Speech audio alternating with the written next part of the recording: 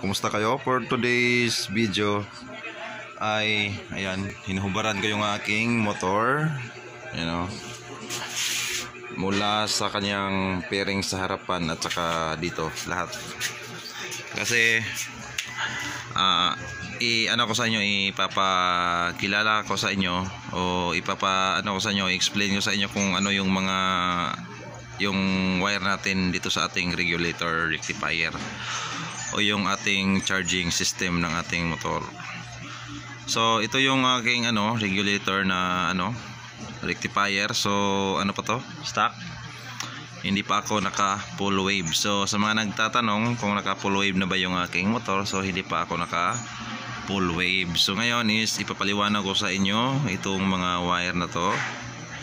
Ito yung wire nya, wire ng ating regulator. So 4 pins wire. So tatanggalin natin to mga bay, yung kanyang sakit dito sa ilalim mo. Hindi na lang natin tatanggalin yung kanyang, ayan, ito. So natanggalan natin. So ito yung kanyang, ayan, kung makikita nyo ay parang kinain na siya ng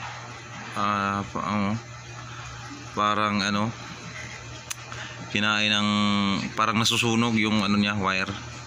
So ito yung mga advantage at saka disadvantage. Kasi maganda yung disadvantage dito, kapag gumamit ka ng wire na mga hindi pure copper, siguradong sisira yung natin, wire.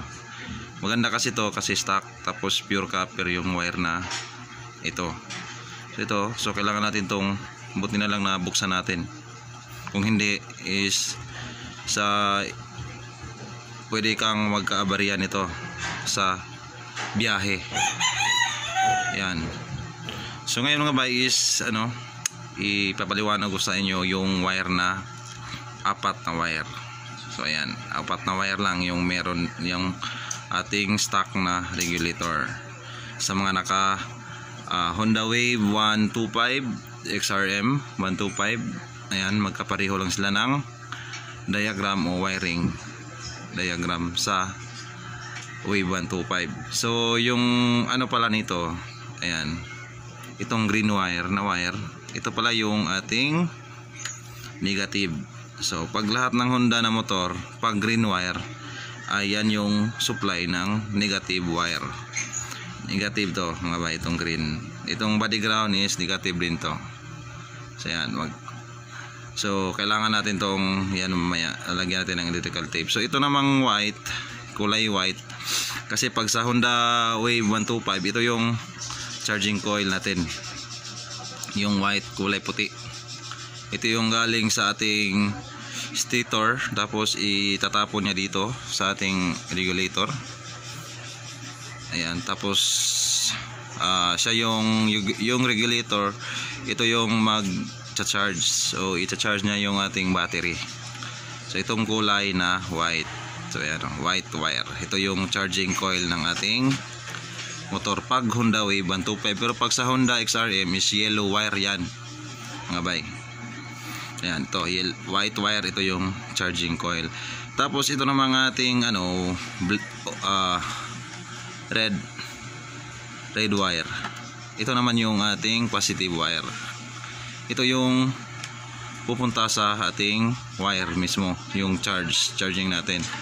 So pagka dating niya dito sa kailangan malabo, pagka punta niya dito sa ating regulator, so itatapon ng charging natin, papunta dito sa ating positive wire, punta sa ating battery, itong red wire.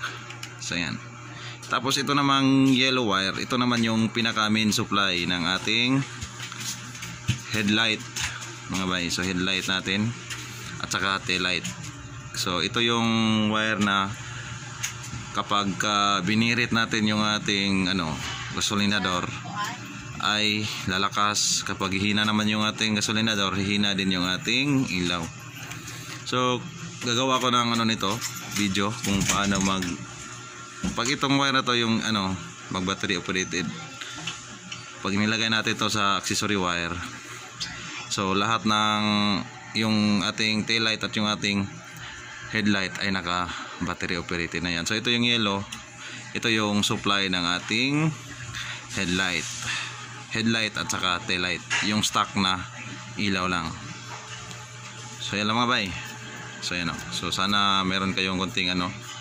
So mas maganda pag tine-check din natin minsan yung ating motor, yung sa ilalim, kasi yung nalinis lang natin is yung sa bandang cover lang oh. Ang dumi-dumi na. Tsaka matanda na yung motor ko, more than ano na siya, 10 years. So yan lang. So ito yung ang kanyang flasher na relay. So yan lang mga bay for today's video. So kung bago ka pa lang sa aking YouTube channel, so huwag nyo kalimutang mag-subscribe at saka hit na yung ating notification bell para lagi kayong updated sa ating video na aking i-upload. So yan lang. Ingat kayo palagi at ride safe at God bless sa inyong lahat.